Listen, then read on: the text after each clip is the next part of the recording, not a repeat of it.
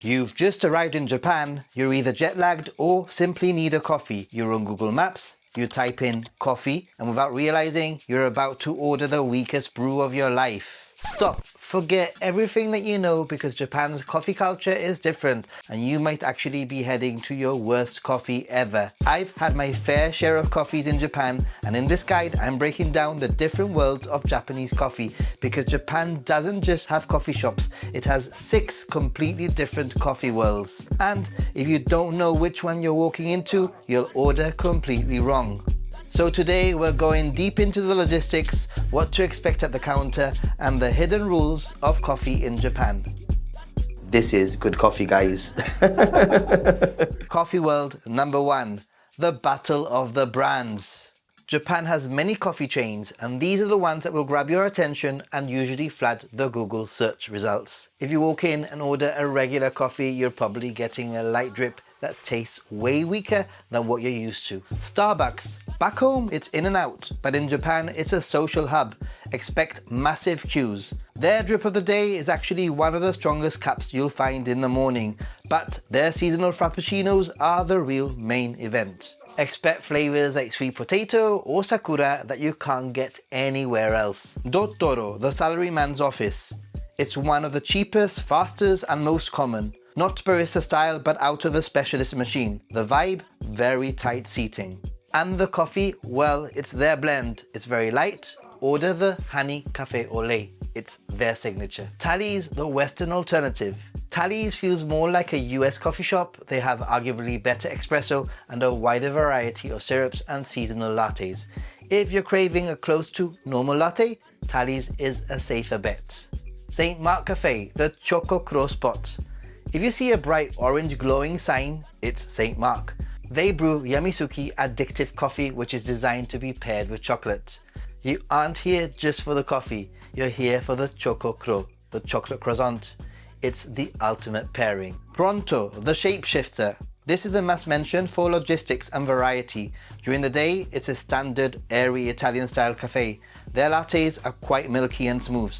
But if you want a real espresso feel during the day, their iced coffee is often brewed much stronger than their hot blend.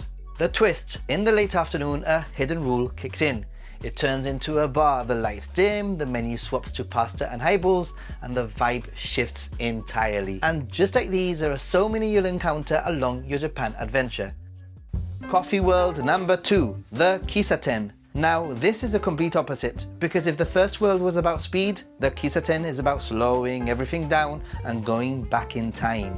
These are Japan's old school coffee shops, which translates to tea drinking shops. And they kind of feel like they've been frozen in time since the Showa era. You'll usually find them tucked away in basements or hidden on the second floor of older buildings. No big signs, no major queues, no rush. You walk in and the whole atmosphere changes, but there's something that you need to know straight away. A lot of these places allow smoking. Sometimes even at the table. It's actually quite an odd experience when people around you are smoking. I am not used to this at all. Expect to pay double what you would at a chain and don't expect an English menu. My golden banana tip, if you love the idea of that moody retro Kissaten vibe, but your lungs can't handle the 1970s smoke cloud, head to Hoshino Coffee. It's essentially a chain Kissaten. You get the dark leather booths, the sparkling chandeliers, and the hand-poured specialty drips. It's the cheat code for experiencing Japan's nostalgic coffee culture without smelling like an ashtray for the rest of the day. And a golden banana tip. Order the souffle pancakes. They take 20 minutes to bake, which is the perfect excuse to actually sit back and enjoy the atmosphere. Coffee world number 3, the pour over, the precision drip. In the West, we often think of drip coffee as a cheap option, but in Japan, things are different. Hand drip is a pinnacle of the craft. This is where coffee becomes precise, perhaps the closest thing to a tea ceremony ritual. You usually sit or stand at the bar and 1 or 2 customers are served at a time. You'll see baristas carefully controlling every step, every grind, the temperature, the pour. Slow, deliberate, intentional. Because here, drip coffee isn't about convenience, it's about control and bringing out the absolute best in every bean. Expect to choose your bean by region, Ethiopia, Brazil, etc., and roast level. Choose between acidic and bitter, Japanese palates often lean towards nigami, deep, dark charcoal roasted flavors. And wait, these are 10-minute cups poured in a silent, focused ritual. And sometimes this ritual leaves a cafe entirely. You'll even find pop-up cafe stands or little vans at temples, shrines and local events where someone is hand brewing coffee with the same level of care as a specialist shop. Coffee World number 4, Expresso Bars. If you spent your trip wandering through streets searching for that perfect blend and you're starting to lose your mind, this is your home base. You'll recognize them instantly. Minimalist white walls, blonde wood and 15,000 Slayer or La Marzocco espresso machines gleaming on the counter. In a city that loves its history, these shops are the futuristic outliers. But don't let the Instagram aesthetic fool you. The quality here is world class. In fact, this is where the different worlds of Japanese coffee finally meet. You get the obsessive precision of the pour-over world, but applied to a modern espresso machine.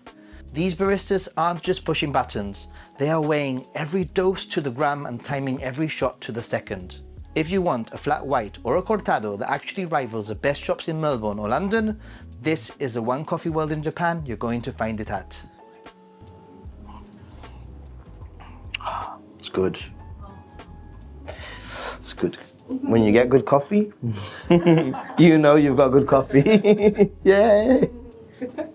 This is also where you'll start seeing the really nerdy extras, micro roasters, roasting in-house, single origin espresso, and sometimes even coffee on draft or nitro on tap.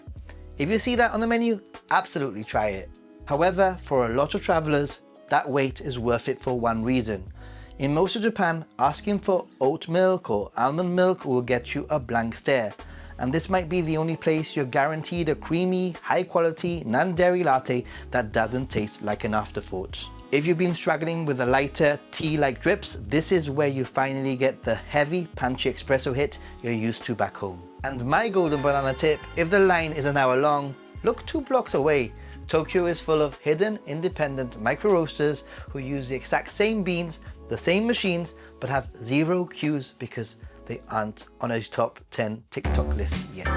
Coffee World number 5, the vending machine, the emergency caffeine. Now we move from the $20 pour over to the 120 yen miracle. Welcome to Coffee World number 5, the vending machine, your 24/7 lifeline. These glowing towers are everywhere in Japan, offering a version of fast coffee you won't find anywhere else. But if you don't read the machine, you're taking a gamble. Here's how to get it right. First, color matters. Red means hot, blue means cold. Yes, hot canned coffee in the middle of winter. Next, look for black. If you want coffee without sugar or milk, this is your safest option. Anything else, even if it looks premium, is usually sweetened. Now for a golden banana tip. In Japan, there are almost no public bins, so when you buy a can, you carry it. Or better, finish it right there and use a recycling slot built into the machine. And don't underestimate what's inside. Brands like Boss or Georgia use proper brewing tech, and for $1 at 3 AM, it's a surprisingly solid cup. Coffee World number 6, the Conbini, the 100 yen high quality coffee. We reach the 6th and perhaps the most important world, the Conbini. In any other country, convenience store coffee is a desperate last resort. In Japan, it's a legitimate high quality disruptor that has the big chain sweating. We're talking about a bean to cup experience that costs less than a Subway fare, but often tastes better than a $5 latte. The workflow here is a ritual in itself. You don't just order at the screen, you go to the freezer, you grab a cup filled with crystal clear ice, take it to the register to pay, and then head to the machine. Because the turnover is so high, the beans are almost always fresher than what you'll find sitting in a hopper in a quiet chain shop. It's clean, it's consistent, and it's the ultimate blind test winner. My golden banana tip, Conbinis are always competing with one another, so if you're feeling adventurous, look for frappe cups or specialty offers. Bonus Coffee World, the coffee nerd layer. Japan has a hidden coffee nerd scene that Google Maps won't always show you properly. Tiny roasteries down the street, weekend pop-ups, coffee trucks at temples, even volunteer-run vans where they're brewing by hand or roasting beans on the spot. This is where Japan really gets fun for coffee people. My golden banana tip, if you see words like roastery, hand drip, single origin, or just a tiny van with a handwritten coffee sign, stop. That's where some of the most memorable coffee in Japan is hiding. Coffee in Japan is great, but don't expect the same at home. Embrace the 6 worlds of coffee, each has its own place in your travel itinerary. And my biggest golden banana tip here is don't be afraid of the pour over. Some of the best coffees I've had have been pour overs. Google Maps is my friend for finding what I'm looking for. I use Sakura Mobile for data. Maybe you want to use my affiliate link to get to your next caffeine fix in Japan too. Yeah, you Aussies, you have a lot to say about coffee and I can't wait to hear what you have to say. In the meantime, did you know that most of my best coffees have actually been off the tourist trail? Check out this playlist for the less visited places where you'll hopefully find your own hidden coffee spots too.